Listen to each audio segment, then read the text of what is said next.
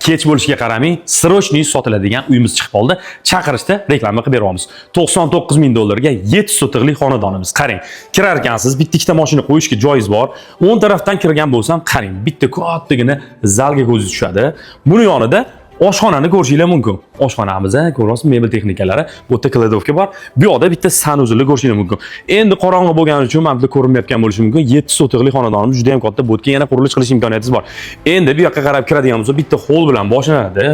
Chap taraf kirsa, bitta xonani ko'ryapsizlar. Buni yonida bitta yana ota-onalar yotoqxonasi. Bu xonalarning soni 2 ta bo'ldi.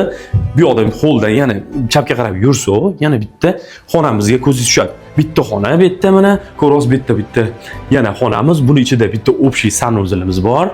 Ko'roz kattagina, remontlari chotki. Buni yonida yana bitta zalga ko'zingiz tushadi.